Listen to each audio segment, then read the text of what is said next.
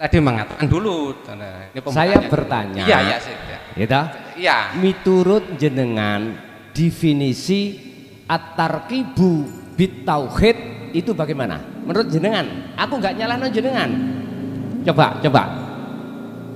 Bertauhid itu artinya itu. Maksudnya al ilmu bit tauhid, tarkibnya itu apa? Saya tidak mengerti apa yang Anda katakan. Oh, bahasa Jawa ya? Nggih. Mengesahkan pada Allah menurut sampean bagaimana? Mengesahkan pada Allah itu ada melaksanakan perintahnya sesuai dengan Al-Quran, karena Al-Quran itu adalah jalan hidup manusia untuk kembali. Wah, kenapa? Karena manusia ini lahir atau dari surganya Allah dan kembali kepada Allah, surganya Allah lagi. Nah, disitulah kita harus untuk kembali ke surganya Allah tadi. Kita itu harus melaksanakan perintah Allah. Sudah. Perintah Allah salah satunya untuk manusia tidak melakukan kerusakan di muka bumi. Sampun. Kalau tanya, jenengan makhluk napa mboten? Maksudnya? Jenengan iki makhluk napa kholik? Saya makhluk. Oke. Surga neraka iku makhluk napa kholik? Surga neraka itu ciptaan Allah, Pak. Lah iya, makhluk apa kholik? Nah, menurut sampean makhluk, Pak. Saya tanya pada jenengan. Nggih. Surga, nama surga ya? Surga atau neraka. Ya. Itu makhluk napa kholik? Menurut sampean ya apa? Itu ciptaan Allah, berarti itu bukan kholik. Lah iya, Pak. Berarti itu makhluk, iya kan? Makhluk toh? Ya. Oke. Sifatnya makhluk niku bisa gerak sendiri ndak? Tidak. Kenapa? Bener sih tak. Ya, betul, Pak. Tidak. Kalem Ya. nggih. Saya di sini tidak berdebat, Pak ya. Tidak, kita tidak berdebat. Tapi saya menghormati atas semua pendapat orang lain. Ya. Ini, makanya saya katakan kita makhluk. Oke, sepakat nggih, makhluk nggih? Bukan kholik. Surga neraka itu kan ciptaan Allah. Berarti disebut makhluk nggih? Oke. Aku bertanya terhadap jenengan, apakah seluruh makhluk itu bisa gerak sendiri? Ya tidak. Nah, terus yang gerakkan siapa? Allah. Oke. Kalau yang menggerakkan Allah, pernahkah Allah berbuat salah? Allah tidak pernah salah. Nah, wis mulai. Pun bener Pak, pun bener. Pun deres, niku pun deres. Kalau dalam hati sampean Allah tidak pernah berbuat jelek atau keburukan, contoh nyun sewu, merokok tadi buruk ya? Buruk, oke. Andai kata Allah tidak menggerakkan saya merokok, bisa saya merokok sendiri sebagai makhluk? Saya tanya lagi ya, maaf Pak ya, saya tidak bisa jawab itu. Gini. Ngeten. Iki mbon saged ketemu. Masalahnya panjenengan damel pandangan hukum syar'i. Lah kami memakai pandangan hukum hakiki. Ini persoalannya. Sampai akhir zaman, Pak. Mboten ketemu. Maaf, kita ini umat Islam, Pak. Iya kan? Aku Islam kan? Assalamualaikum warahmatullahi wabarakatuh. Para pemirsa yang dirahmati Allah Subhanahu wa taala, pada kesempatan kali ini kami akan menyajikan sebuah tausiah dari Kiai Haji Mukhlason Rosyid dari Mojokerto. Marilah kita sama-sama menyimak dan mendengarkan apa yang disampaikan oleh beliau. Assalamualaikum warahmatullahi wabarakatuh. Alhamdulillah, kita masih diberikan Allah satu kesempatan untuk bertemu dan bermuajah dalam rangka taklim muta'alim, yang malam hari ini kita akan membahas siapa sebenarnya orang yang mendustakan Allah. Siapa yang sebenarnya orang yang berdusta atau mendustakan Allah. Dusta niku napa to, Pak? Membikin satu kebohongan tentang iman. membikin satu kebohongan publik atau membikin kebohongan tentang iman pada Allah. Hal ini Allah jelaskan dalam surat Al-An'am ayat 21. Tolong dilihat di dalam Al-Quran, kita urai maksud daripada ayat tersebut. Al-An'am ayat 21. Itu surat yang ke-6, ayatnya 21. Bismillahirrahmanirrahim. Waman lan utawi sabani wong iku azlamu kang luweh nganiaya sapa man mimman katimbang wong iftara kang ngada-ngada. Basa Jawa ni ngada-ngada niku napa? Gawe-gawe. Allahi ing atase Gusti Allah kadiban kelawan bohong atau geroh. Siapakah orang yang berbuat dolim, yang orang yang paling dolim katimbang daripada orang-orang yang membuat satu kebohongan pada Allah. Pak nyun sewu, kami bukane kok yo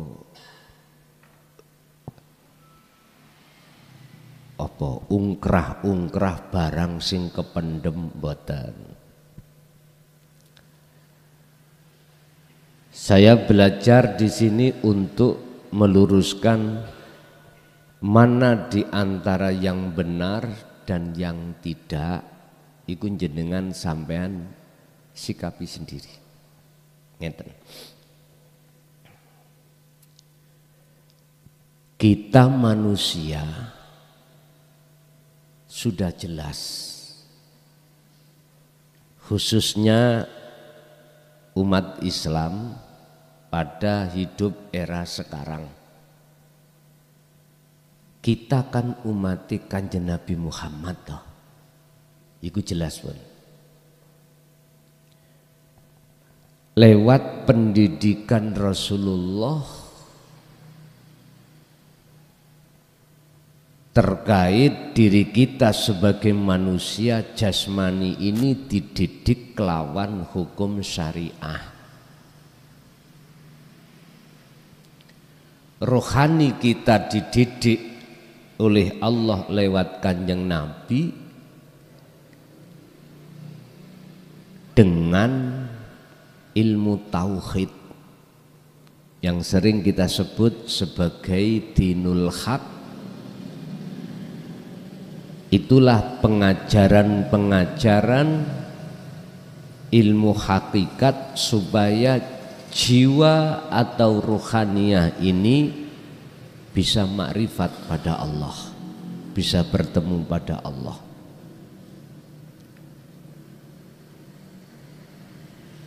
Tapi saat ajaran Rasulullah di jalur dinut tauhid itu disampaikan, di sini ada dua kelompok yang Allah terangkan di dalam surah Al-Ankabut.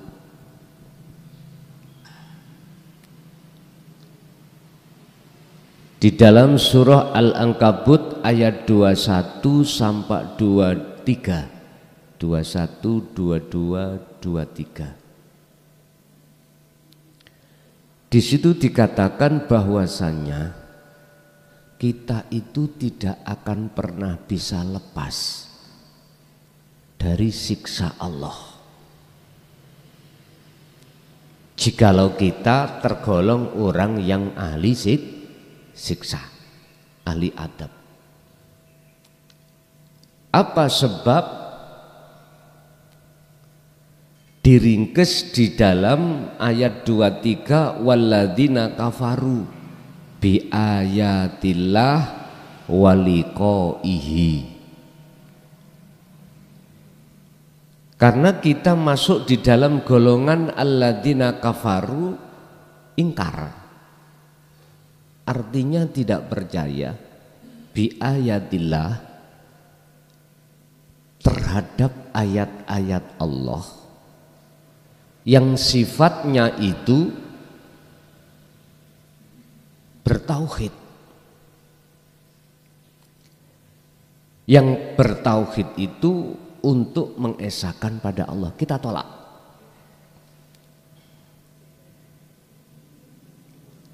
Waliqaihi, dan kita tidak mau bertemu Allah. Hati ini di dunia ini ruhaniyah, sukanya kita bertemu dan berkasih mesra terhadap selain Allah. Inilah yang dimaksud orang-orang yang hatinya mengingkari bi ayatihi, bi ayatillah, terhadap ayat-ayat Allah yang sifatnya mendidik ruhaniyah supaya mendekat dan bertemu Allah. Kembali kepada surat Al-An'am tadi, yang dikatakan orang yang dolim di atas orang dolim adalah orang yang mengadakan satu kebohongan atas Allah. Contoh nih, mohon maaf, oleh karena hati kita belum ada pendidikan tauhid,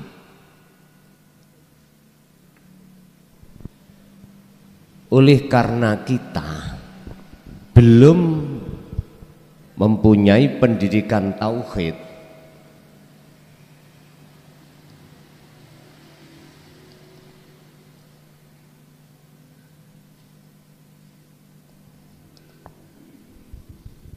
mesti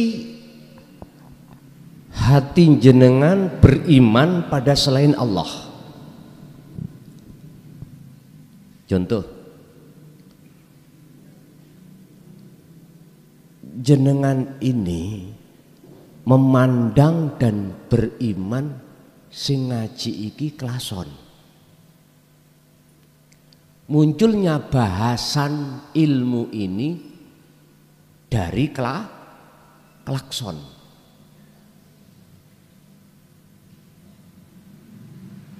Loh, ketika jenengan memandang munculnya bahasan ilmu ini dari makhluk klakson, mesti jatuh iman kita pada makhluk, yaitu klason.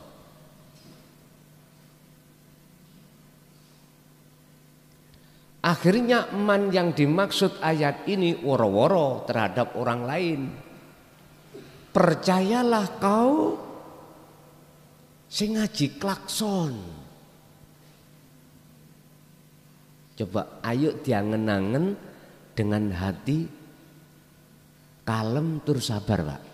Coba ayo dingen-ngen heta. Jikalau Allah tidak ala kulli syai'in muhit, tidak ada pada diri setiap makhluk, bisakah klakson ini memunculkan ilmu? Gak usah dijawab di dalam lesan, tapi dingen-ngening hati. Kira-kira tanpa Allah yang menggerakkan lesan saya, apakah bisa lesan saya gerak sendiri? Sampai jawab ning ati dengan alus, Pak. Ampun muring-muring lo ya. Temen pun muring-muring. Lagi contoh pada diri kita sendiri. Mungkinkah kita bisa berdiri, ruku, itidal, sujud, duduk, salam, membaca rukun-rukun sahnya sholat tanpa digerakkan Allah itu?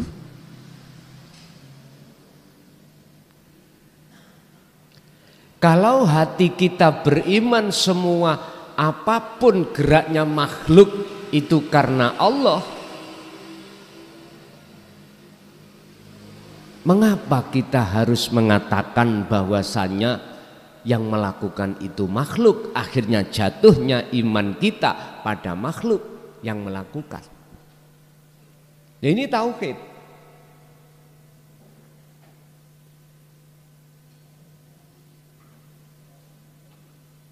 Kalau hati kita tidak ada dasaran pengetahuan tauhid, mesti kita akan katut dengan makola-makola yang mengatakan, yang ujungnya imannya pada makhluk mengatakan, oh sing agawe klakson.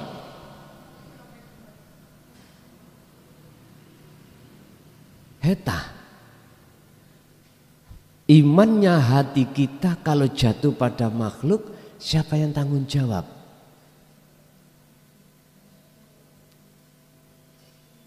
Kita disuruh untuk memandang dan beriman yang melakukan itu makhluk. Kita dipaksa oleh nafsu di dalam diri kita masing-masing, Pak, untuk mengakui bahwasannya kita ketika berdiri sholat, rukuk dan seterusnya, kita dipaksa nafsu untuk mengakui kalau kita yang melakukan.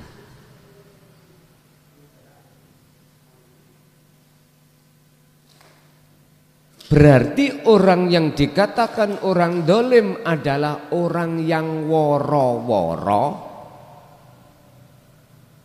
orang yang mengatakan yang tidak sebenarnya. Makanya di sini dikatakan iftara 'alallahi kadziban, mengada-ngada satu kebohongan tentang iman pada Allah.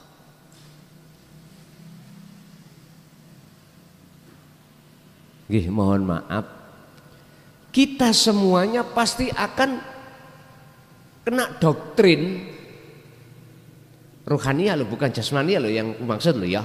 Kalau jasmania sudah benar, yang ngaji klakson, sing sholat kita, yang zakat puasa haji kita, yang kerja kita, jasad, boleh. Cuman ruhania kita yang kupertanyakan adalah hati kita, jatuhnya iman kemana? Jikalau hati ini tidak ada modal pengetahuan tentang tauhid, mohon maaf. Ketika ada orang mengatakan kei khabar, yang khabar itu adalah iftara 'alallahi kadziban, bohong terhadap Allah, tapi gak merasa kita bohong, kita akan termakan, Pak. Sopo sing sholat mang? Aku. Sopo sing ngaji klason? Wis, kabar. Bahasa klason kalau tidak disertai, iki syariat benar, sudah benar kalau syariat. Tapi hakikat jatuhnya iman kita di mana? Allah apakah klason? Kholik apakah makhluk? Itu perlu ditanyakan pada hati kita masing-masing. Jikalau hati jenengan sudah imannya benar yang disebut ihsan, hanya Allah yang berperan, walaupun lisan mengatakan klason, walaupun lisan mengatakan makhluk, tidak apa-apa. Yang kukhawatirkan adalah jatuhnya iman hati kita pada makhluk. Loh ini leh. Makanya perlunya tentang tauhid itu adalah meluruskan, menempatkan pada sesuatu tempatnya. Hablum minan nas, hubungan sesama manusia pada manusia. Oke.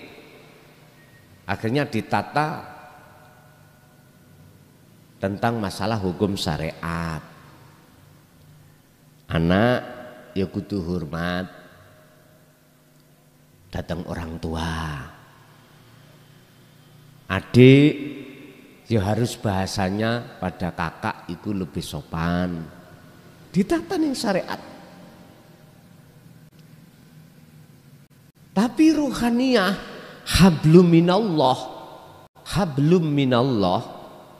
hubungan langsung pada Allah, hati. Betulkah seperti itu? Iman kita hanya pada Allah, itu pertanyaan yang harus kita kembalikan pada hati kita masing-masing. Yang dimaksud mengada-ngada kebohongan ini contoh kula mengajak, memahamkan, mengimankan hati jenengan kalau sing ngaji iki aku klason.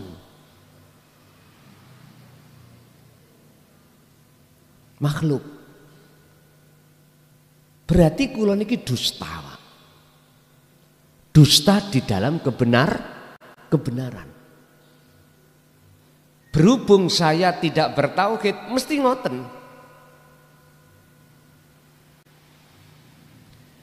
Nanti jenengan iman sampeyan mesti mengatakan, oh guruku klason, sing bimbing aku, sing ngkei petunjuk aku, klason makhluk.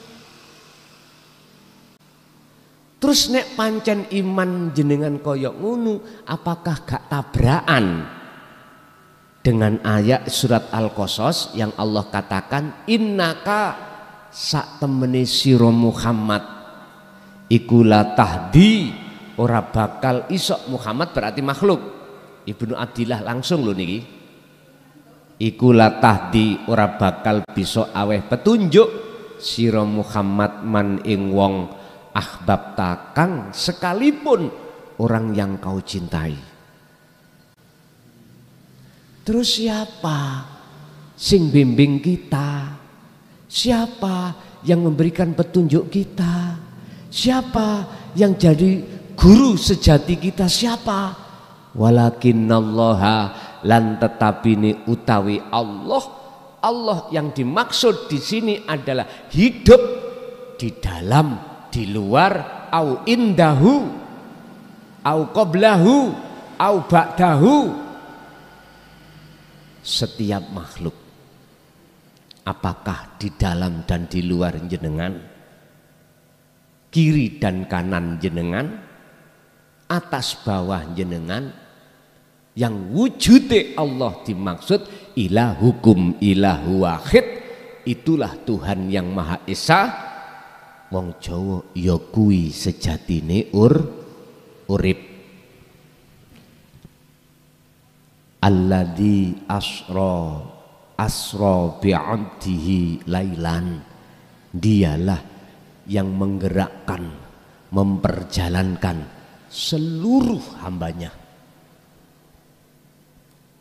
Berarti makhluk kabeh iku isoke obah sebab diobahke dening Gusti yang Allah itu adalah hidup dalam diri jenengan. Berarti guru jenengan, sing bimbing jenengan adalah Allah Subhanahu wa taala, bukan klason. Wes, ini yang benar. Tapi tadi saya tidak seperti itu. Apa yang kusampaikan, saya mengakui saya makhluk yang menyampaikan. Otomatis jenengan tak giring ke satu opini untuk beriman, guru sampean kelason. Kalau iman sampean sudah ketarik di situ, pujaan sampean tersinten makhluk kelason.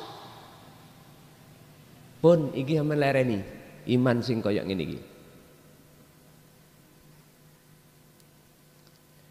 Di dalam kitab Hikam Syekh Ibnu Athaillah memberikan penjelasan terkait masalah iman di pasal 14 ngeten. Gusti Allah iku ya wujude maksudnya iku melimputi semua makhluk apapun yang disebut hidup.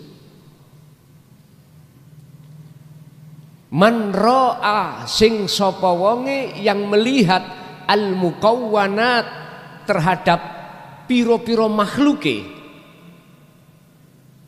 padahal Allah iku nyoto di dalam, di luar, au indahu di sekitar makhluk, au ba'dahu au qablahu setelah atau sesudah makhluk. Wujudnya Allah itu tenguk-tenguk ning gunung. Ngerti tenguk-tenguk ya? Berkuasa. Sing sapa wonge kok ndelok makhluke, mongko wong iki bakal ketutup atine sangka wujude makhluk. Akhire Allah wujude gak nyata bagi kita.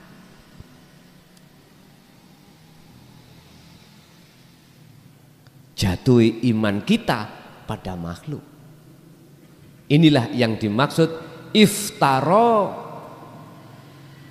alallahi kadiban, orang yang berdusta. Contohnya kula wau berdusta nang sampean. Akhirnya sifat negatif terhadap diri saya adalah pertama iktimat. Ngaku-ngaku munculnya petunjuk dari klason. Sifat tercela akan muncul dalam diri saya adalah gila pujaan masyarakat. Wis iki gak iso dibujuk, Pak. Akhirnya kula merasa lebih mulia daripada jenengan, padahal jenengan lebih mulia pada Allah daripada saya. Otomatis niku. Terus apa bedanya saya dengan iblis? Sama. Dalam surat Al-Hijr Allah sampaikan, iblis Ajazil ya, apa yang menyebabkan terhalangnya dirimu untuk tidak melakukan perintahku yang berupa sujud pada Adam? Apa penghalangnya? Sederhana, Pak. Karena di dalam diri iblis merasa luwih bagus daripada Adam. Dijawab oleh iblis, ya Allah, ya Tuhan, ya Tuhanku, ana khalaqtani,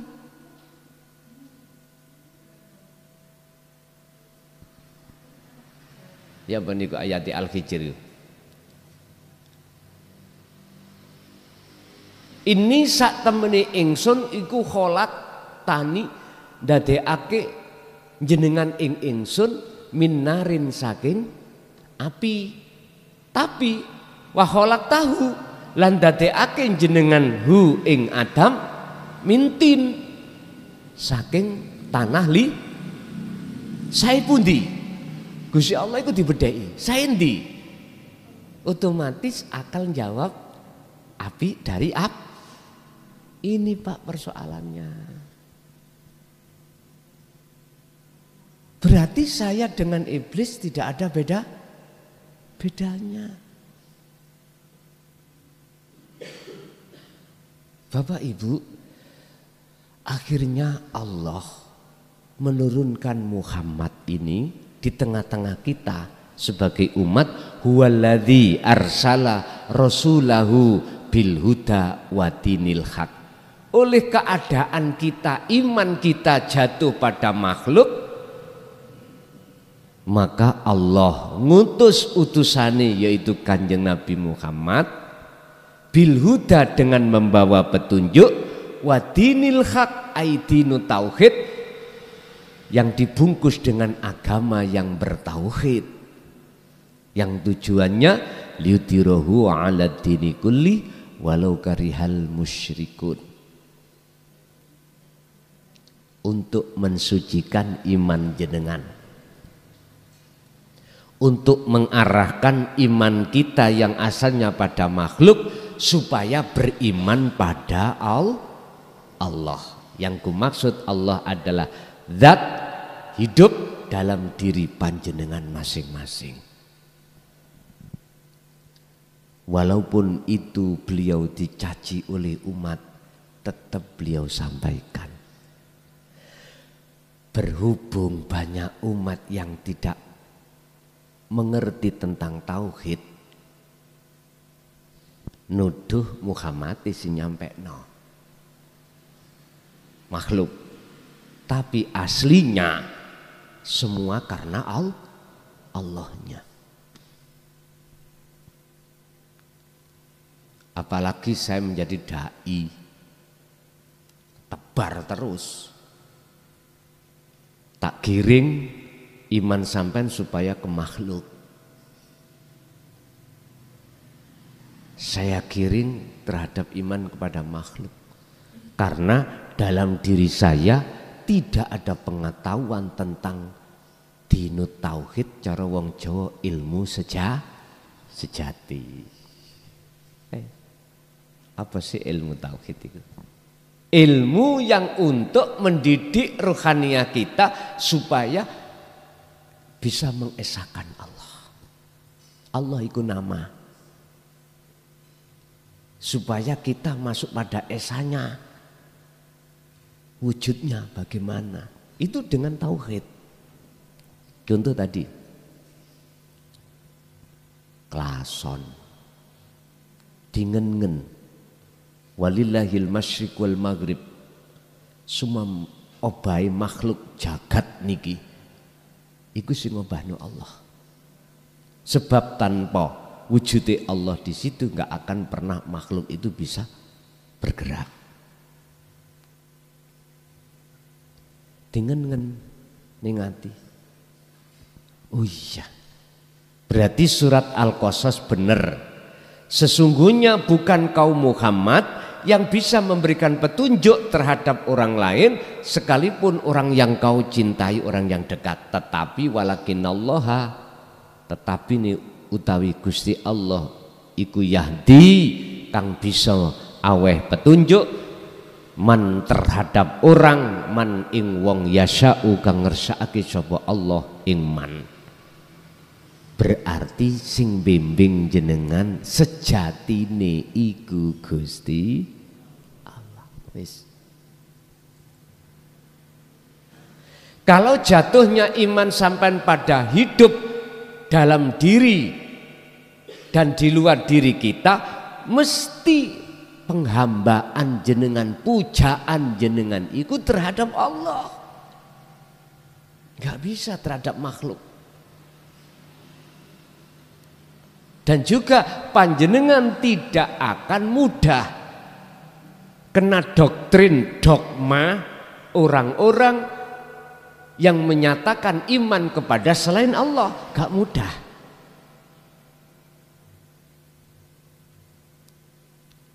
Kita dulu Pak mempunyai iman bahwasanya, mohon maaf loh, saya bukan untuk merusak aturan-aturan yang sudah pernah kita alami, enggak. Kita dulu Pak, hati ini dipaksa iman kepada selain Allah oleh nafsu, berarti makhluk. Otomatis kita pasti akan memujanya pada makhluk ruhaniah kita, hati kita. Lah kalau begitu bagaimana rukun iman niku? Lah ngeten nggih. amantu billah wa malaikatihi wa kutubihi wa rusulihi dan seterusnya, itu kan semua makhluk. Inilah perbedaan antara hati seorang yang bertauhid dan tidak ada di sini. Kalau kita yang belum bertauhid jelas tidak mengenal ahad, hanya mengenal sebatas nama pangeran kita Allah. Akhirnya iman kita juga pada malaikat, jatuhnya iman kita pada makhluk. Allah nama itu makhluk. Nama loh, belum maksud ya. Itu masih kegolong makhluk. Walaupun Allah. Kalau kita ngomong nama, ini masih makhluk. Malaikat makhluk. Artinya apa, Pak? Siapa yang mausufnya Allah itu siapa? Siapa sebetulnya yang menguasai di dalam nama Allah? Wujudnya nama Allah itu siapa? Terus siapa yang ada pada malaikat, pada rasul, pada kitab, seluruh makhluk siapa? Kalau kita sudah mengenal tauhid, mesti hati ini iman ilahukum ilahu wahid. Itulah Tuhan yang Maha Esa.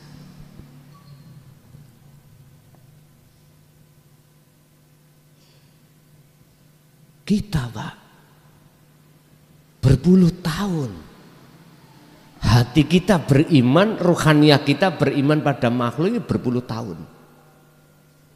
Karena memang tauhid belum kita terima.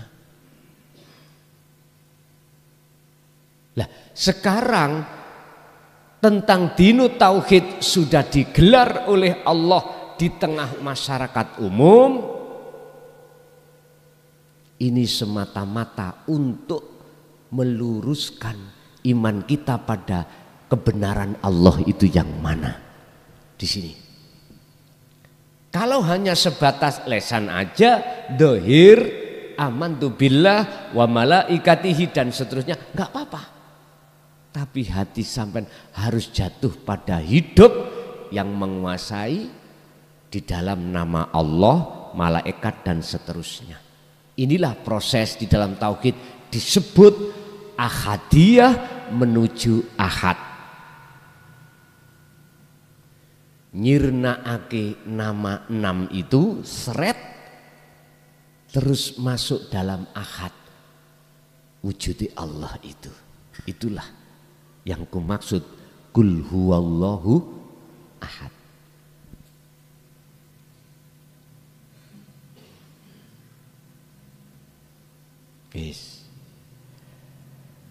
Berarti kita harus tinggalkan dusta kita, Pak.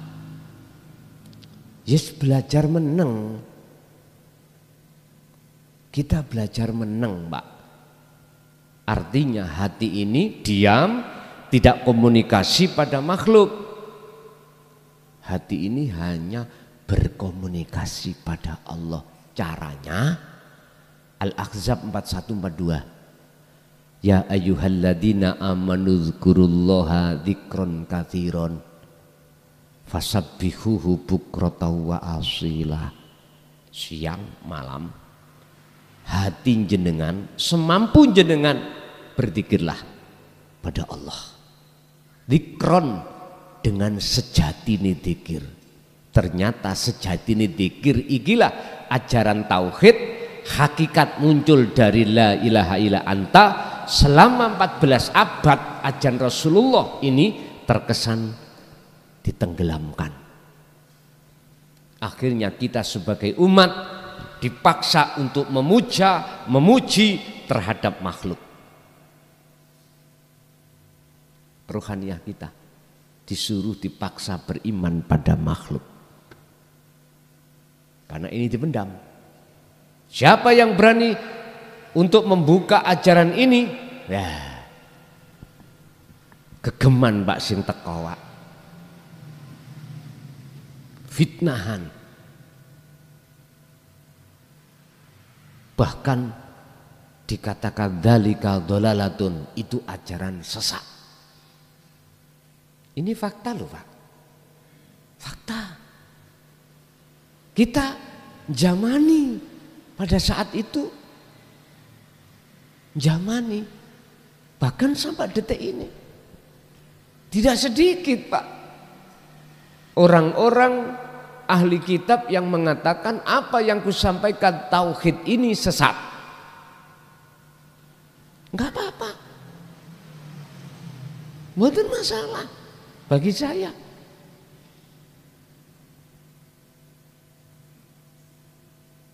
Aku tugasku iku nek menurut Quran illa mubasyiron wa nadhiron,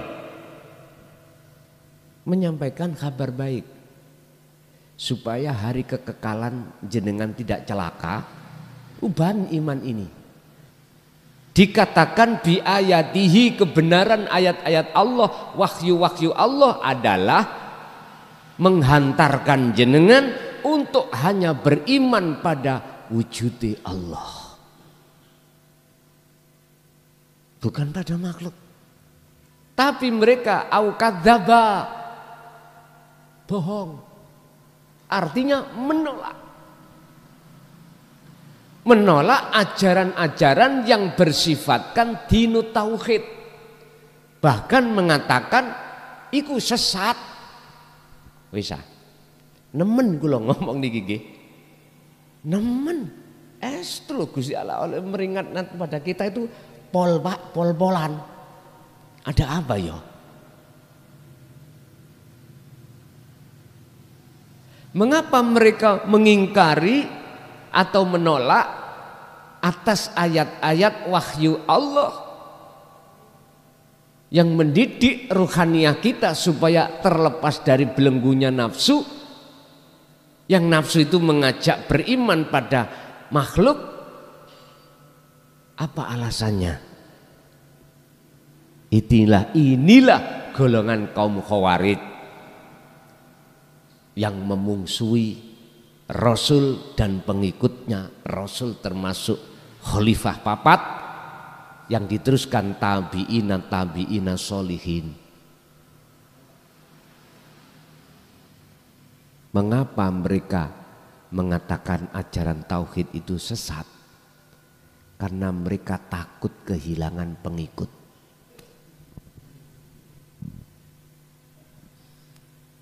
Pujaan wis titik.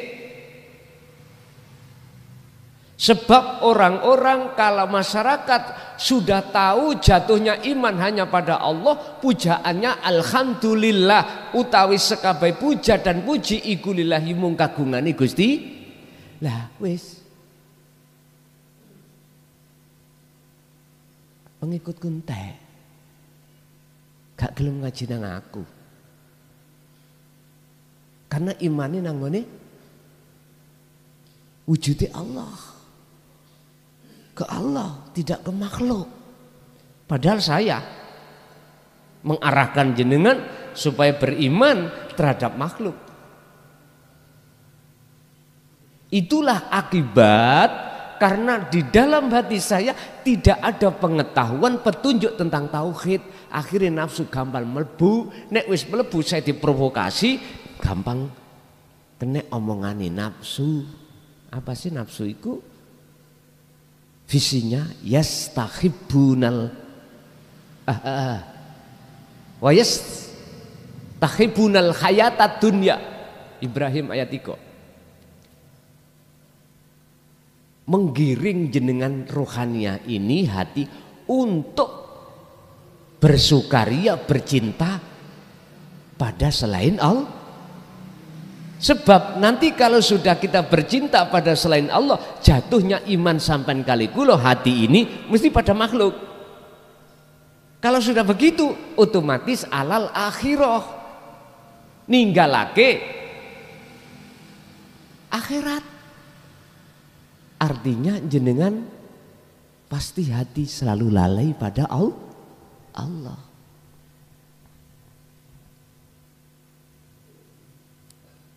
Dan ini di setiap daerah Pak. Setiap daerah. Karena orang yang mau, misalkan, yang berani membuka tentang tauhid bi ayatillah, niki Pak, ancamannya luar biasa. Aku gak usah ngomong orang lain, saya sendiri saja merasakan.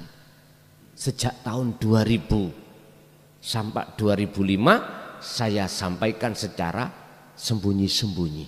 Belum ada resiko yang luar biasa. Cuman di tengah masyarakat, kelason iki ngaji apa? Nek ngaji kok ya bengi lampune dipateni. Kan curiga, Pak. Wis. Padahal yang ku sampaikan terhadap jamaah selawe jumlahe itu dengan bahasa kinayah. Masyarakat yang tahu mesti bertanya, nek bener lah apa kok ya lambune dipateh? Sampeyan takoki 5 tahun itu. Terus ngomong klesik. Kalau ada orang lewat, diem Pak. Saking berhati-hatinya kami. Jangkep 5 tahun saya tanya kepada jamaah, paham Pak? Godek Pak. Karena isaroh. Boten kados ngeten iki terang-terangan, belak-belakan enggak. Memakai bahasa kinayah. Tanya enggak boleh. Kalau sekarang beda. Ulasan bahasa yo paham, tanya ya boleh. Wis pokoknya di blak-blak lho. Nyun sewu. Akhirnya saya sebagai anak misalkan umpama Gusti Allah iku wong tua, kula anak umpama. Aku wadul nang wong tua. Pak, Mbok. Nek gawe sistem ngene, ini ki akal Pak ngomong Pak. Niki lho kesalahan saya. Ya Allah, kalau seperti ini terus sistemnya, kapan majunya umat? Kapan lekas cepat bisa mengenal jenengan? Apa Pak jawabannya? Wong tua kula misale wong tua. Lah nek gulumu gelem dibeleh, siap dipedhot. Langsung kalau nyandak zamannya Sayyidina Ali. Entah dari mana datangnya, dalam hati itu udah siap. Ngono tok pun. Akhirnya bukan maksud zaman sekarang itu gulu dipedhot ya ora. Iku ternyata tembung kinaya. Artinya Pak, kalau seseorang berani masuk di bahrut tauhid, wajib untuk memotong lehernya. Faktulu anfusakum. Al-Baqarah 54. Jenengan harus membuang jauh sifat basyariah kita. Dan di dalam sifat basaria itu ada rumongso hormat. Putusan kehormatanmu. Kepala niki kan kehormatan toh Pak ya. Dikongkon motong. Jadi ada badan enggak pakai kepala. Kehormatan hilang. Akhirnya mohon maaf satu kampung mengatakan kelason gendeng. Logika bisa saya terima Pak. Mesti saya tak buka. Umat sing mau ngaji, kene cek gak ragu-ragu. Kelason iki metu teko bluluk apa teko kandungane wong. Lah cek ya. Tahun 2006 itu katane wong kampung kula niki muda. Wis gak pakai baju apa-apa, ora mlaku-mlaku ning nggone embong-embong ya nang nggone warga. Padahal saya nggak tahu. Aku lo tidur. Coba jenengan tidur. Pasti sampean nggak ingat jasad sampean bagaimana. Akhirnya wong kampung mengatakan saya gila. Oh, kebaan ilmu. Oh, ini ana sing ngomong ngoten. Oh, disurupi jin. Tapi saya nggak ngerti. Coba ditanya, di cross check pada warga, betulkah saya memang secara dohiriku muda, telanjang bulat, melaku kaya ngono kuwi? Kula tanya pada istri aku pada saat itu, iya wae Pak. Istriku mengatakan aku istriku, padahal apalagi orang coba, padahal saya nggak merasa, entah akalku itu diletakkan Allah mana pada saat itu. Bu digondol wewe, bu digondol jin jari wong-wong. Sing jelas Pak, jenengan waktu dulu, waktu umur 2 tahun 3 tahun muda udan juga izin. Karena apa? Jenengan bighairi aklin, belum punya nek belum punya akal berarti gak wajib sampean iki menunaikan kewajiban di dalam syariat.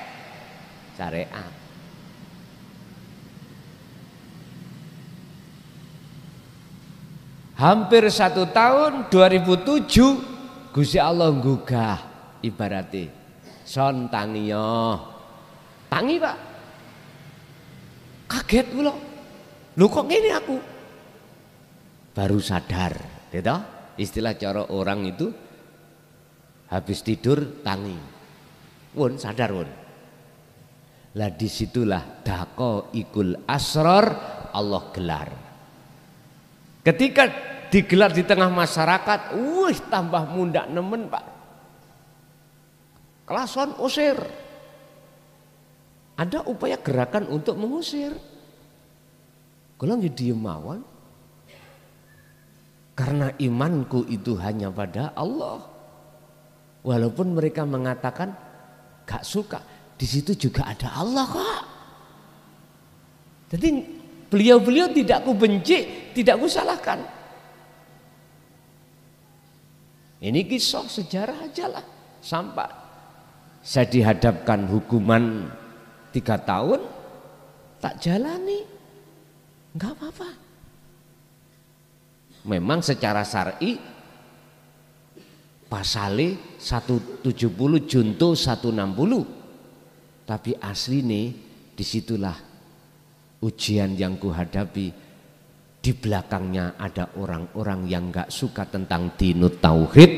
Bagaimana klason gak iso metu teko kampungi, diusir berarti dipenjarakan. Ya sudah, saya tuh gak menyalahkan.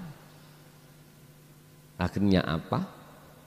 10, 11, 12 Desember tanggal 21 saya dikeluarkan. Ternyata apa? Tokoh-tokoh yang tadinya menghujat tentang ilmu tauhid, apa yang disampaikan ini, yang mengatakan itu sesat, akhirnya sadar. Dengan kesadaran itulah mendorong saya untuk jadi kades. Coba. Nang ngakal gak ngelua sampean mikir. Berarti kesimpulannya adalah orang yang membenci, orang yang mengatakan sesat tentang ajaran dinut tauhid, ilmu sejati, ojo dibenci, jangan disalahkan, karena beliau-beliau butuh proses pemahaman.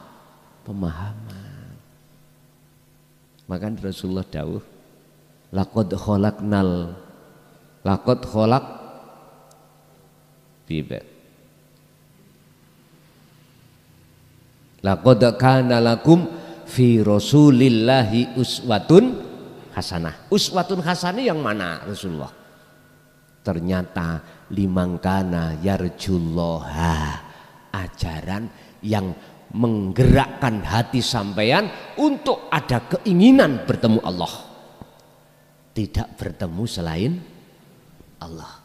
1. Nomor 2, wal yaumal akhirah, dan mengajak lewat ajaran baginda Rasul untuk di dunia ini jenengan bisa masuk ke alam akhirat. Jadi akhirat itu di dunia ini sudah. Carane wadzakaralloha katsiran. Jawabane itulah cara Anda untuk bisa ke situ, harus berzikir pada Allah katsiran, dengan sebanyak-banyaknya. Wis, enggak mengenal waktu dan tempat, Pak. Sing penting bagaimana hati sampai zikir sirul asro itu kumandang terus. Karena zikir itulah yang ditutup-tutupi selama 14 abad. Dulur-dulur kultorikoh yang sudah berzikir jahri siri ribuan, jikalau panjenengan dereng menemukan sejatine zikir, mubeng-mubeng gak akan pernah bisa wusul. Wis, saya berani mengatakan ini karena ya terjadi pada diri saya. Urusan percaya gak percaya bukan urusan saya. Terserah. Ya sampean ngen dhewe, jenengan bertoriko berapa tahun? Ngen-ngeno. Mestinya Anda harus tanya pada mursyid Anda. Bah, sejatine dzikirku di mana? Sampeyan tanya. Untuk membuka pintu musyahadah itu yang mana? Beliau akan menjawab. Jenengan harus kritis. Harus kritis, Pak. Gak menengai, dukon ngidul, kon ngalor. Tapi orang ngerti ngalor ngidul iku nang ndi. Samarku kaya antung. Ngantung di alor di kidul. Lor pucuke kelor, kidul pucuke gunung. Orang ngerti lho antung ana jero. Sampeyan tanya. Masih jenengan dadi mursyid ya ngono, aja meleki. Aja sampai duwe khawatiran kok aku lak disalib murid. Aja ngono, Cak. Jangan. Tentang keimanan, tentang kemakrifatan pada Allah, kita sebagai mursyid harus memberikan support kepada murid saliben. Mursyid itu ojo ana mburine ae, sing penting aku gecokan sarung. Ojo saliben. Jadi jenengan sebagai mursyid tolong ojo meleki-meleki tentang daqaiqul asrar. Sampaikan. Biar murid ini lekas isok wusul. Jangan khawatir kita itu disalib. Justru seneng nek disalib iku. Wong tuwa, Pak. Gak ono ceritane wong tua nang anak. Wis nak akmu sing goblok, aku sing pinter, gak ono. Wis nak bapakmu sing goblok, awakmu sing pinter. Ngaji sekolah terus tutuk no. Iku wong tua. Sejatine wong tua ono kono. Gak kepingin anak iku mau bodoh koyok bapake. Dengan bentuk di sekolah no, di pondok no, di kon ngaji supaya melebihi wong tuane. Gak ono wong tua, nah akmu kudu nisarku ya. Aku bodoh, akmu kudu luwih bodoh maneh. Jahil murkab awakmu. Mboten enten. Estu mboten. Mangkane ngene kitab Ihya, Imam Ghazali itu kalau melihat santri bukan santri, anak. Menganggap santrinya itu bukan santri orang lain, tapi dianggap sebagai anak kandung. Artinya apa, Pak? Beliau Imam Ghazali menyarankan pada murid-muridnya untuk nyalip Imam Ghazali dalam hal ketakwaannya, dalam hal kemakrifatannya, dalam hal apapun. Itulah yang benar seperti itu. Ojo jadi guru, ojo jadi mursyid sing nemak murite arep munggah ditemak. Akmune adik ngaji rono tauhid murtad. Ojo ngono. kabeh ku ilmune Allah. Tergantung ngaji ning ndi sebagai muqabbalah atau referensi, boleh-boleh saja. Kadang-kadang kita memakai dalil matahari, itu enggak ada matahari dua kembar. Sopo yang ngarani matahari kembar ya? Nek prasaku nek matahari limo tambah seneng, Pak. Situke gak muncul keturun, situke situke ketutupan mendung, situke ndak lho. Nek menurut kula ngoten. Tambah benter. Kita dalam rangka mencari guru, mursyid, jangan satu. Tujuan kita untuk referensi, muqabbalah. Sebab kadang-kadang keterangan dari si A ini gak paham, kadang-kadang dilewatno mursyid B, C, begitu Pak. Tambah kuat. Ini untuk umpama menyupport seperti Imam Ghazali pada santrinya. Tidak menganggap santri pengikut, tapi dianggap sebagai anak sendiri. Mengapa? Supaya hubungan dekat. Dekat. Hubungan yang paling dekat kan anak dengan orang tua. Mboten sungkan-sungkan, mau tanya gak sungkan. Enggak kadang-kadang itu diajarkan, ya apa sekiranya wong iku sungkan nang aku. Akhirnya sampai duweni masalah arepe takok, gak wani, kedahuluan sebabnya kedahuluan sungkan. Akhirnya ada jarak, Pak.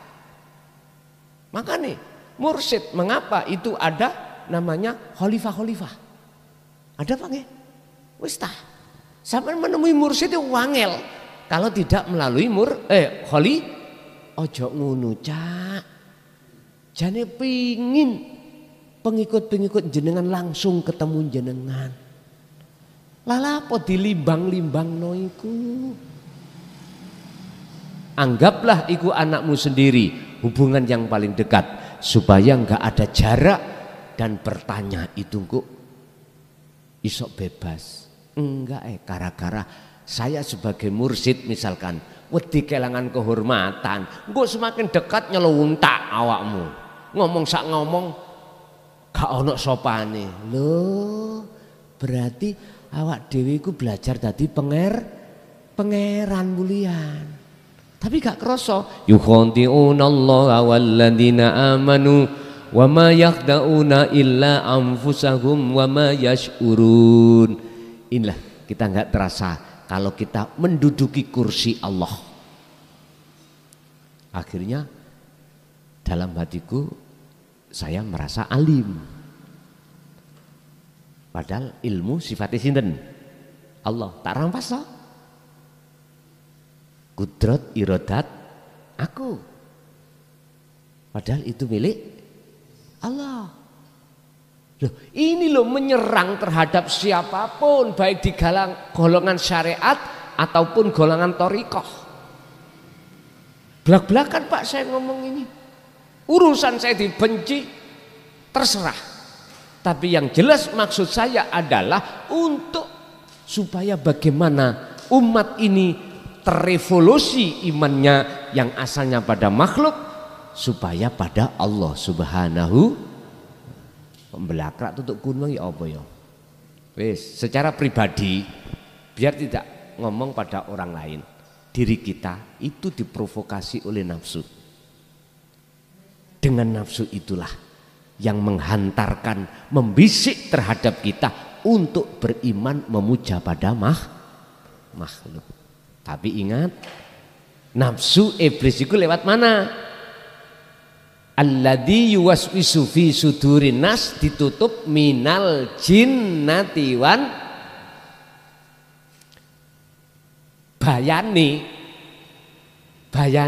nafsu bisiki nang dodo sampeyan rupane bayane minal berupa jin dan manusia. Wis dadi ana iblis nafsu iku wajahe rupane ya wujude ya klason iki. Buktine saya marahkan iman sampean datang makhluk. Ini. Pun. Innahu la yuflihud dhalimin. La yuflihud dhalimin. Sesungguhnya orang yang tidak beruntung adalah orang yang zalim. Orang yang berdusta. Orang yang zalim adalah orang yang berdusta. Ini lho maksudnya. Secara kacamata hakikat adalah orang yang berdusta. Contohnya saya mengarahkan jenengan ini untuk beriman pada selain Allah. Yang kumaksud Allah bukan nama, bukan sifat, bukan dat, tapi adalah ahad, hidup yang tidak bisa kusebut. Hidup itu adalah sifat, di mana sifat mesti ada mausuf yang disifati. Mana yang disifati? Laisa kamislihi syai'un, itu yang ada dalam diri jenengan. Enggak, saya mengarahkan jenengan beriman pada makhluk. Tapi nyun sewu, al-kaunu minal muqawwanat kulluhu zulmatun. Ibnu Athaillah dawuh, makhluk iku asline dulmah. Dulmah iku peteng, gelap. Adzulmah ai al-adam, tidak wujud. Kapan makhluk itu dikatakan tidak wujud menurut pandangan basiroh zaman? Ketika saat cahaya makrifat dalam hati jenengan itu dinyalakan Allah. Detik-detik nyalanya cahaya makrifat dalam hati jenengan, detik-detik itu kegelapan hilang. Maksudnya makhluk semuanya akan fana. Disitulah nyatane wujudi Allah di situ. Sebab apa Allah menyalakan? Nurun ala nurin yahdillah li nurihi may yasha. Sebab apa? Karena jenengan kali kula niki terus-terusan gelem berzikir. Wis. Kuncinya ada di situ. Kelawan berzikir yang kau lakukan terus-menerus sebanyak-banyaknya inilah akhirnya muncul warid, yang disebut warid adalah nur makrifat. Baru di dalam hati jenengan ini akan nyata yang wujud itu bukan makhluk tapi Allah. Gak gendeng akhirnya, nggih gendeng. Estu gendeng Pak. Tapi gendengi hati jenengan roh iki pada Allah. Urusan dohir melok gendeng, wallahu alam. Niki ada macam dua. Ada yang ya majedub, ada yang enggak wasilun. Wis terserah Allah meletakkan di mana nanti. Sampeyan gak usah duwe pertimbangan, hitung-hitungan nang Allah. Engko aku gak gendeng ah. Engko aku terus bojoku bagaimana? Anakku bagaimana? Bisnisku bagaimana? Jangan ada hitung-hitungan itu. Kalau di dalam hati sampean wa man kana yarju liqa Allah, jika ada keinginan untuk bertemu Allah, jangan ada hitung-hitungan urusan dunia, jangan. Ketika saat lampu ini gelap, mboten nyala Pak. Gelap ada nggih? Mesti gelap wujud. Meripat sampean enggak akan bisa melihat apa-apa karena gelap. Tapi ketika saat lampu listrik dinyalakan, gelapnya mana? Hilang. Berarti sejati ini gelap itu ora eneng. Tidak ada. Lah kapan detik-detiknya tidak ada? Ketika cahaya listrik ini dinyalakan. Sama wujudnya Allah yang nyata di setiap diri makhluk. Bagi siapa? Bagi mereka yang hatinya cahaya makrifat dalam hatinya sudah menyala. Akhirnya sama nojo heran. Apa iki? Mesti Allah. Apa iki? Allah. Apa iki? Allah. Allah. Semuanya. Mungkin jenengan yang di thariqah nyun sewu saking kuwate dzikir sir iku ana isyarah ngeten Pak. ati sampean iku kadung dikirsir kuat, gak iso putus Pak. Sehingga sak detik gak iso putus dengan berbunyi Allah itu. Sampean mengki masuk pada alam di mana rokok iki ngomong, aku iki Allah. Krungu sampean kadung kuwate wariti sampean didikir sir. Melihat apapun ngomong aku Allah, aku Allah. Sing ngomong iku ya makhluk iku mau. Sampean nguasi. Tuyane ngomong aku ya Allah. Iku yang mendengar Anda sendiri, orang lain tidak mendengar. Lah, aslinya sing ngomong itu air ini. Yang ngomong adalah Ahad. Mungkin dilihat di dalam surah Al-Kahfi ayat terakhir Pak ya. Wahyu Rasulullah yang inti disampaikan pada beliau adalah ilahukum ilahu wahid. Wahyu yang diberikan padaku adalah Tuhan mengenalkan Tuhanmu dan Tuhanku iku Tuhan yang esa. Kul innama ana basarum mislukum. Awali ayat seperti itu. Jadi ini ayat penegasan kita umat Islam yang berbahasa nama Allah Tuhan kita harus sampai ketemu Ahad. Karena Rasulullah ngoten. Jadi yang berkalam tadi Allah sendiri bukan air. Orang lain nggak dengar, cuman kita berhubung belum mengenal Sirul Asror, gak ngerti Pak. Bawengung, ndas niku mau muter-muter, koyok gilingan gandum ngono, wong. Tapi kalau jenengan sudah memegang Sirul Asror selalu di situ, netral sudah. Oh iya, benar. Mohon maaf,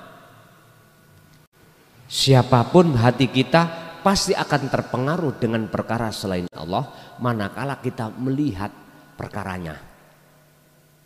Pasti. Kalau kita sudah melihat perkaranya atau makhluknya, pasti hati kita tidak menjadi terang, malah menjadi gelap. Jatuhnya iman kita pasti pada makhluk. Kebalikannya, barang siapa yang melihat wujud Allahnya di dalam setiap perkara, maka perkara setiap apapun atau gebyarindunyo tidak akan bisa menghalangi Anda kemakrifatan pada Allah, nggak bisa. Karena apa? Kaifa yutasawwaru heta. Apa mungkin Gusti Allah itu bisa ditutupi dengan gambar selain Allah, sementara gambar selain Allah wujudin dunyo bagi pandangan rohaniamu itu sudah tidak wujud, nggak bisa. Wis ngalih, wis fana. Oleh sebab itu Bapak Ibu, kita waktunya tinggal sebentar. Bisa hitungan bulan, bisa hitungan tahun. Pada kejadian yang pasti diterjadikan Allah pada diri kita. Kapan lagi kalau tidak kita awali dengan sekarang untuk sadar diri kalau selama ini kita beriman masih pada selain Allah. Kula niki boleh teringat dawuh Mbah Khozin Pondok Ringin Agung. Kula dipisui gara-gara kula niki tekok. Nggih. Tekok Pak.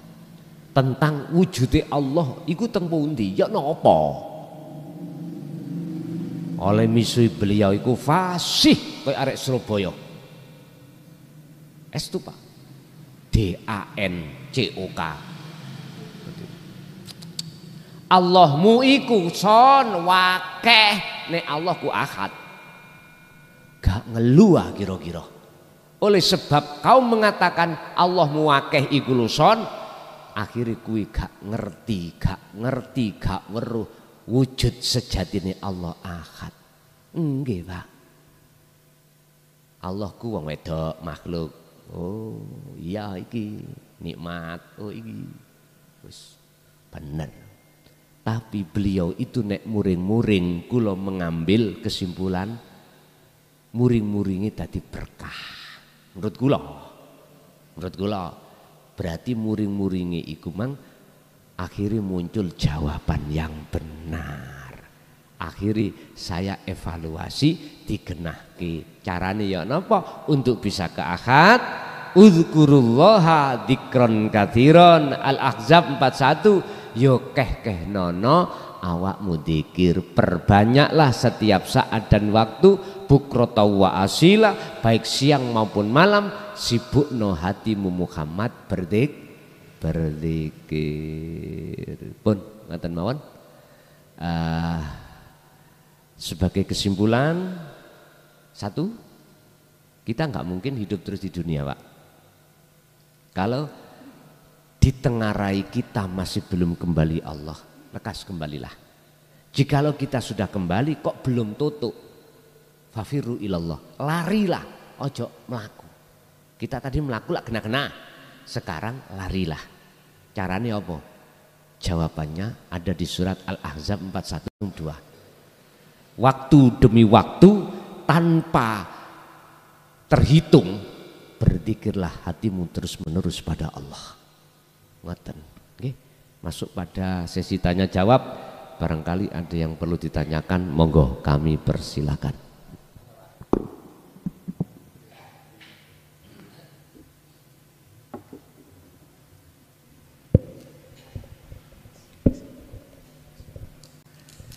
Assalamualaikum warahmatullahi wabarakatuh. Innal hamdalillah Rabbis shrahli sadri wa yassirli amri wa hlul 'uqdatam min lisani yafqahu qawli. Saya tanya, Pak, kita ini hidup harus bertauhid kepada Allah, benar Pak ya? Dan Bapak mengatakan bahwa semua ini digerakkan oleh Allah Subhanahu wa taala. Kita datang ke sini digerakkan Allah, kita sholat digerakkan oleh Allah. Dalam Al-Quran Allah juga memerintahkan manusia untuk berbuat kebaikan dan melarang berbuat keburukan. Lantas jika manusia itu berbuat keburukan, apakah itu juga digerakkan oleh Allah atau nafsunya? Keburukan itu banyak sekali, Pak. Salah satunya yang paling kecil, merokok. Merokok itu keburukan. Dan di sini ini rumah Allah, betul Pak ya? Betul, rumah Allah. Kita itu kalah, Pak, sama orang Kristen. Orang Kristen keluar dari gereja itu tidak merokok, Pak. Kita di sini umat Islam yang bertauhid kepada Allah merokok, Pak, di dalam musola. Berarti belum, Pak. Berarti jika merokok itu sebuah kebaikan menurut orang-orang yang katanya orang-orang itu gak apa-apa, berarti berbohong atau berdusta kepada kebenaran, ya kan? Terus berarti kita itu harus meninggalkan merokok, betul Pak ya? Dan ilmu itu ada dari Allah. Kalau orang-orang tidak percaya, orang yang merokok dan orang yang tidak merokok ketika dirongsen paru-parunya itu beda. Dan itu rongsen itu berarti dari sebuah ilmu, ya Pak ya, datangnya dari ilmu dan itu dari Allah. Kita percaya, kita harus percaya. Ya, kenapa orang-orang itu kok merokok di tempat ya, terus berarti kita belum bertauhid kalau kita melakukan kerusakan itu, Pak.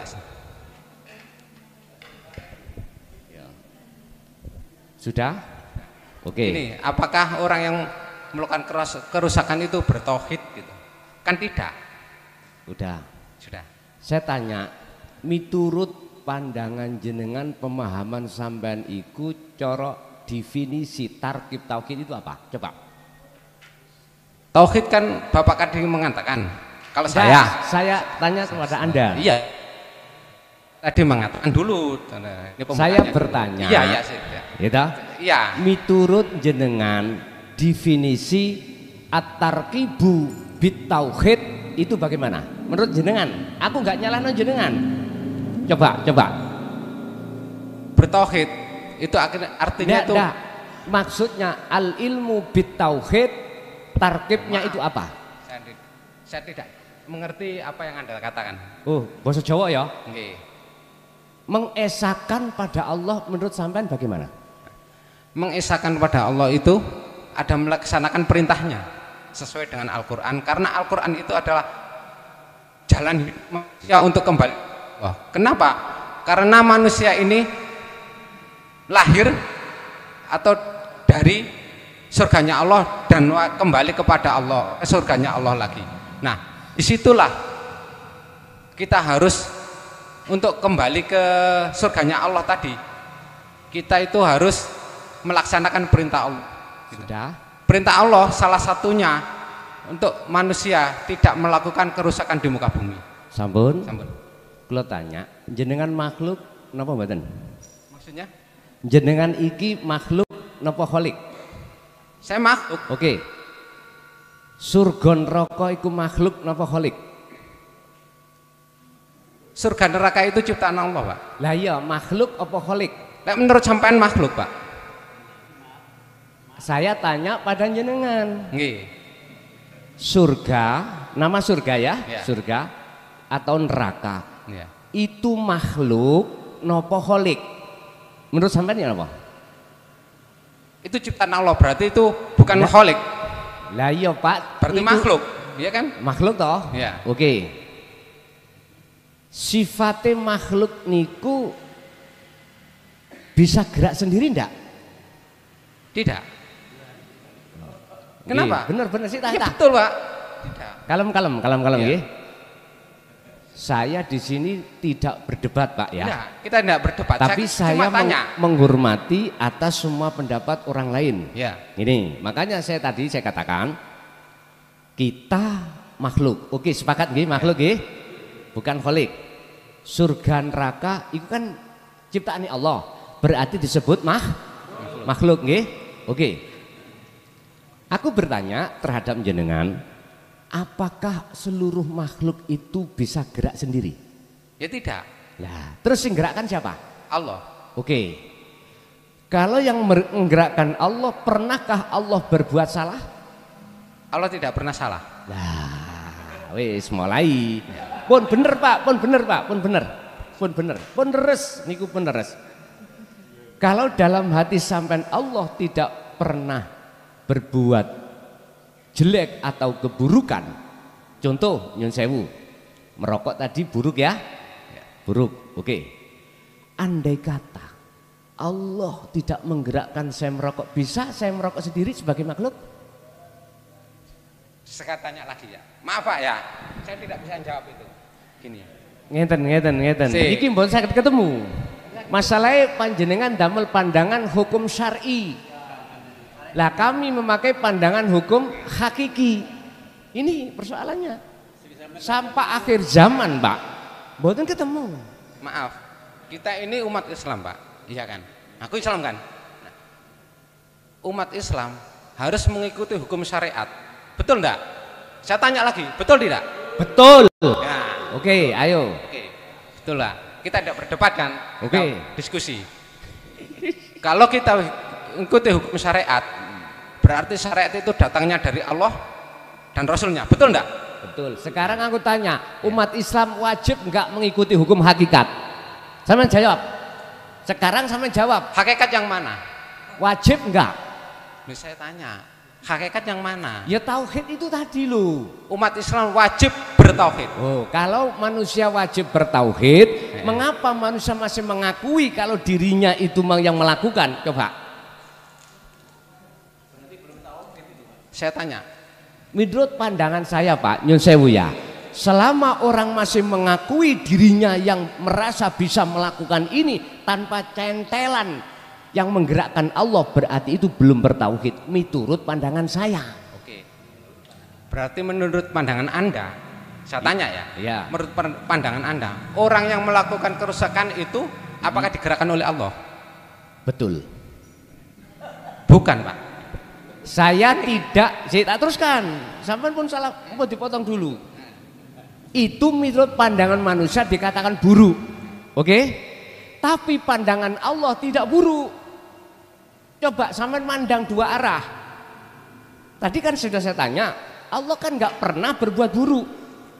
Itu buruk untuk manusia, tapi bagi Allah tidak buruk. Gini, wes sekarang orang mati yang membunuh siapa? Sing membunuh orang mati siapa? Orang hidup dibunuh siapa? Aku tanya dulu. Maaf Pak ya. Aku tanya dulu, iya, jawab apa? dulu sih. Allah apa makhluk lain yang membunuh menurut pandangan sampean? Gini, ruh itu miliknya Allah. Betul Pak ya? Kabeh iku weke Gusti Allah. Enggak, tadi kan kita bicara buruk baik toh? Iya. Jangan keluar dari buruk baik. Sekarang saya ngomong, ada orang mati secara syariat karena sakit apa itu? Karena mati gantung diri, karena apapun. Aku bertanya, kalau jenengan betul-betul bertauhid, yang mematikan orang hidup itu Allah apa selain Allah? Maaf Pak ya, yang enggak sederhana apa Pak? Jawab Allah apa selain Allah, gitu aja. Tunggu dulu Pak. Sampai jawab dulu. Iya, saya jawab. Gini Pak ya, ruh itu kan milik Allah. Dan yang mengambil ruh, yang berhak mengambil ruh itu Allah. Berarti setiap makhluk yang bernyawa itu adalah milik Allah. Dan hak Allah itu adalah mengambil ruhnya kembali. Berarti yang membunuh siapa? Yang mengambil ruh itu Allah. Lah iya, kan mati. Ya. Berarti yang mematikan siapa? Ya Allah tadi. Lah ya udah. Berarti kan nggak ada campur tangan selain Allah toh? Nggak ada toh? Maksudnya gimana? Nggak ada campur tangan Allah. Wes tak kena panitia mawon. Niki mbon sakit ketemu. Ngeten, nek panjen koyok ngunu tinggal Anda memandang arah mana. Memandang itu makhluknya yang bisa bergerak sendiri, apa memandang sebenarnya siapa sebagai penggerak? Kanton mawon. Nggih. Wis pun kula serahno nangone Pak Panitia wis niki mboten saged ketemu. Nggih, ampun. Pun assalamualaikum warahmatullahi wabarakatuh. Jamaah semuanya, bagaimanapun juga saya juga termasuk panitia di sini nggih. Gini ki sing diarani kecelakaan, tabrakan iki Gus. Ya wajar lah, selama ini kita kan dalam perjalanan toreko ya. Perjalanan itu gue embengi ono kecelakaan nih, nggih ya. Kula wingi yo tabrakan Gus ngene anu ditawa wong bares. Lah ini tabrakan antara nih hukum hakikat kali hukum syariat tabrakan. Pramila kula suwun kanca-kanca sing belum memahami ilmu tauhid monggo dipiringaken dulu rumiyin. Nggih ya. Ngoten lho nggih. Ana khairu minhu, jangan merasa dirimu lebih baik, iblis kamu. Sudah disampaikan Gus Mukhlason. Iblis lapo sih? Gara-gara merasa dirinya lebih baik. Karena apa? Karena iblis itu memandang mata zahir iki lho. Mata syariat iki lho. Jadi pandangan mata itu ada dua Mas ya. Pandangan mata zahir, pandangan mata batin. Lah sing jenengan maksud iku lak ngoten lah. Pandangan mata zahir. Gitu. Musola niku nggih enten loro Mas. Ka'bah niku enten loro. Qalbun mukminin Ka'bah itu lho atine wong mukmin Ka'bah. Dadi musola niki nggih ya. Musola niki sampean lak ngomong musola kok rokokan lak ngoten nggih ya. Lebih parah lagi musola yang di dalam dada iki lho. Iki nek gurung bersih hati iki jek kakehan riak, sombong dan lain sebagainya, iki jek kotor atine, belum bersih, iku sing luwih berbahaya. Niku pandangan hakikat Mas nggih. Jadi pandangan syariat nopo sing kita pandang dengan mata zahir ini, kalau kita belum memahami monggo dilanjutaken ngaosi rumiyin nggih ya. Ngaosi rumiyin. Insyaallah saya tidak menyalahkan panjenengan Mas nggih, mboten menyalahkan. Wong tujuane jenengan mriki wong nggih ngaji ya. Cuma ini dibuat pengalaman bahwasanya barangkali di antara pemula sing cek kait melok ngaji gurung memahami niki monggo dipirengaken rumiyin ya. Mudah-mudahan dengan istiqomah kula panjenengan sedaya ngaos tauhid niki ya, endingnya akhirnya kita bisa menyadari kita bisa menyadari sehingga kita dapat mau dan mampu menerima hidayah Allah yang arupi agama hakikat tauhid ini, sehingga kula panjenengan sedaya semuanya dikirim selamat di dini wa dunya wal akhirah. Nggih nyuwun sewu ngapunten pun sampai dilanjutaken, karena itu nek dilanjutaken tabrakan terus nggih. Nggih. Makaten kayak kalau gitu assalamualaikum warahmatullahi wabarakatuh. Nggih. Assalamualaikum warahmatullahi wabarakatuh. Nggih. Apunten Gus kula niki. Kula sing rendah-rendah tinggi-tinggi niku mboten nyaut kula niki masalah takon mboten iki. Kula tanggel pawon nggih, tanggel pawon mangke. Kadang sholat niku wudu supaya suci. Nah suci niki wudu niku tangan, telinga niku masa niku sedaya. Nggih, kula tanglet. Tanglet niku sampean artekaken ya napa lah supaya sadar, tiyang niki supaya sadar. Sing nomor kalih kula nglakon sembahyang, salat sembahyang niku ada 5 waktu subuh sareng. Dan salat subuh niku sing nyiptakaken salat subuh niku sinten? Ya. Nabi sinten, subuh Nabi sinten, isya Nabi sinten. Terus artinya supaya tiyang sadar. Mantun salat, ya. Tapi mboten nyedhek kali Allah, ngoten. Jenengan artekaken. Tangan niki artine napa supaya tiyang niku sadar. Ngoten. Monggo Gus kula nyuwun lah. Niki cek rendah mawon riyen supaya tiang-tiang niki cek niku sang arti-arti ngoten. Nggih, monggo. Supaya sadar cek mboten pertengahan terus ngoten lho. Nggih, monggo.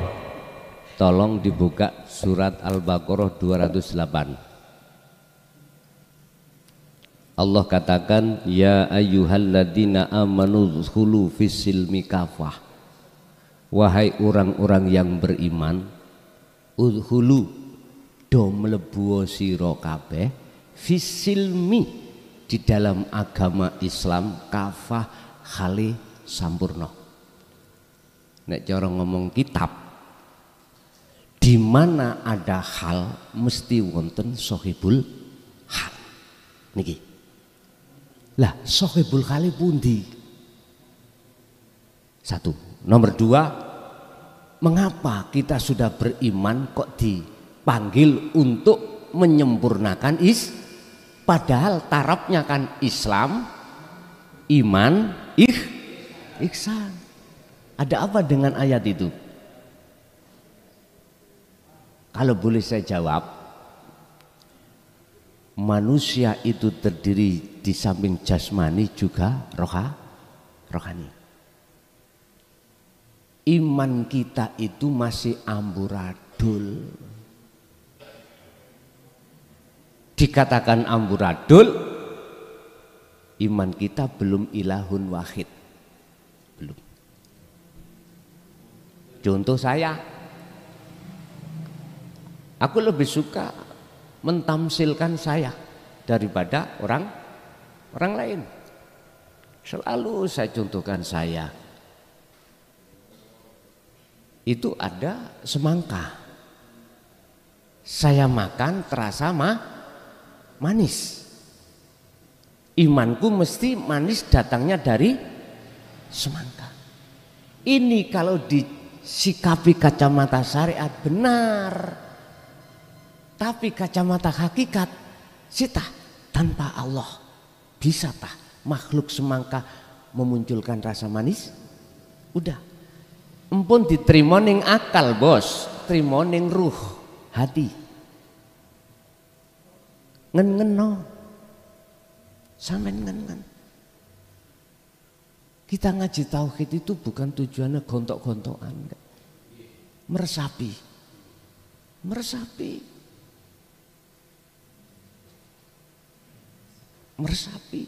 Mana nanti kebenaran kita yang dalam hati kita yang kita ambil.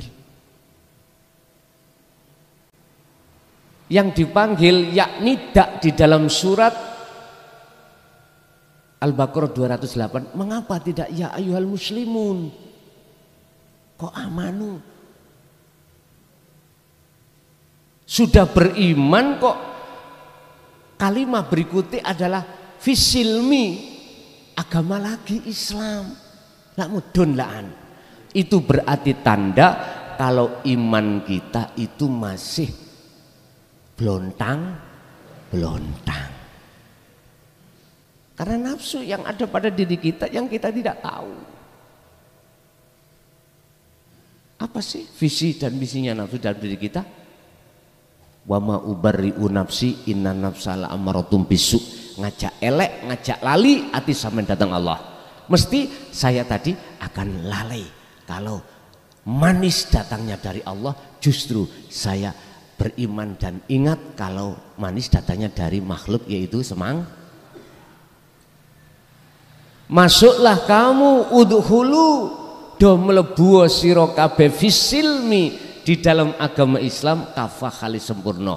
Yang nomor 2, di samping iman kita masih amburadul, jasad kita lah Pak yang sing muslim, tapi roh ini belum. Buktinya iman roh kita itu masih belontang. Artinya kesempurnaan Islam itu tidak hanya di syariah Pak.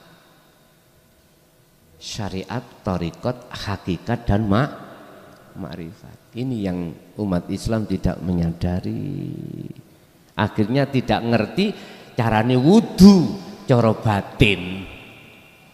Wudu cara hakikat rohaniyah yang bila main tanpa nganggo banyu.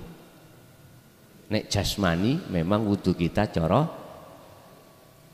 ambek banyu, syariate di situ harus memakai al-ma'u thahirun mutahhirun, suci dan mensucikan. Jasad, roh kita kemana? Sholat aja lah, ayo ngomong sholat. Jasad kita sholat, ruhaniyah kita menghadap mana? Ingat Bapak, berhubung iman saya masih belontang-belontang, ya waktu sholat hatiku ingat bokong semok, ingat anak, ingat istri, ingat kerjaan, ingat. Pertanyaan saya, sholat seperti itu sudah benarkah? Sampai jawab nih nganti ai. Sebab mohon maaf, kalau kita bicara masalah sholat, lihat surat Al-Baqarah 238. Hafidhu ala sholawah was sholatil wusta wakumu lillahi qanitin memakai arti ay khosyi'in, wajib khusuk berarti harus bertemu Allah. Sedangkan tadi saya bertemu semangka. Pertanyaannya, sudahkah sholat menghadap Allah seperti itu benar? Sampai jawab dewi-dewi neng hati. Kalau saya disuruh jawab, sholat saya belum benar. Secara jasmani sudah benar, karena syarat sahnya sholat, rukun sahnya sholat sudah terpenuhi. Sah miturut jasmani, tapi ruhaniyah saya masih menghadap selain, disebabkan ra ngerti junube roh, wudune roh, orang ngerti sholati roh, orang ngerti. Mengapa demikian? Karena kita menolak ajaran tauhid. Udah titik. Tauhid itu ada 4 loh Pak. Sampeyan pun salah paham. Sing kula maksud menolak ajaran tauhid, tauhid yang mana? Sampeyan buka ning Quran 30 juz, ono 4. La ilaha illallah, la ilaha illa huwa, la ilaha illa anta, la ilaha illa ana. Kebanyakan kita belum sampai la ilaha illa anta dan la ilaha illa ana. Inilah kita sering mengatakan orang itu yang melakukan. Padahal tanpa gerakan yang menggerakkan Allah nggak bisa. Memang Pak, saya akui antara pandangan syariat dan hakikat nggak sama. Temukan apapun nggak akan bisa ketemu. Karena syariat memandang makhluk. Sopo sing ngaji klason, sopo sing ngentu klason. Tahu ngentu ya? Itu pandangan kita makhluk. Kita tidak bisa memandang Allahnya, nggak bisa. Karena makhluk itu menghijabi hati saya. Tapi coba bagaimana pandangan hakikat? Pandangan ruh itu memandang terhadap siapanya? Sang penggerak. Oleh karena kita, mohon maaf, belum mau menerima la ilaha illa anta wa ana, jadinya seperti itu kita. Adakah surat apa? Anta wa ana. Lihat di dalam surah Al-Anbiya 87. Surat Al-Anbiya ayat 25. Ini pemahamannya bagaimana? Ikuti, pahami terlebih dulu. Makanya nek pun pahamiku, mesti iman sampean sedikit demi sedikit hilang selain Allah ini nanti, ya. Ngaten. Ada Pak memang dasar tauhid. Iki mang yo mlebu jerone pun pembahasan kita. Ada dasar tauhid, biar tahu dasarnya dilihat dulu. Saya mengatakan dasar itu setiap Ramadan, mulai awal hari Ramadan sampai kadang 15, kadang 10 hari, khusus dasar yang ku bahas. Enggak bingung nek teng mriku, nggih? Nggih. Cekap nggih? Nggih pun Mas, jangan jenengan jangan santai ae. Ning ati wis gak usah hati ngene. Sebab ngene Pak, ya. Lambat laun kita memang butuh proses, ya. Proses. Kita juga tidak boleh menyalahkan mereka yang belum sepaham, karena ada memang butuh proses. Wis, mudah-mudahan semua apa yang Allah berikan ini tadi menjadikan satu buah pengetahuan ilmu yang bermanfaat. Monggo kita tutup sarana surat Fatihah, mudah-mudahan selalu dibuka hidayah datang kita. Lahumul Fatihah. Alhamdulillahirabbil alamin. Demikianlah tausiah dari Kiai Haji Mukhlason Rosyid, yang mana beliau adalah pengasuh Pondok Pesantren Jaya Baru yang terletak di daerah Mojokerto, Jawa Timur. Tepatnya yaitu ada di Kecamatan Bangsal, Desa Sumber Tebu, Jalan Perjuangan, Desa Gelonggongan atau Dusun Gelonggongan. Beliau adalah ulama sufi, ulama tauhid yang mengajarkan ilmu-ilmu tauhid dan tasawuf, yang mana dalam ilmu ini juga berkaitan dengan ilmu leluhur Jawa yang mengutamakan ajaran kebatinan atau ilmu ruhani. Semoga apa yang disampaikan oleh beliau Al-Mukarram Kiai Haji Mukhlason Rosyid benar-benar bisa memberi penerangan bagi kita yang buta akan pengetahuan dan gelapnya perjalanan kita untuk menempuh ke jalan Allah Subhanahu wa ta'ala. Demikian, semoga bermanfaat. Wa'afu minkum. Wassalamualaikum warahmatullahi wabarakatuh.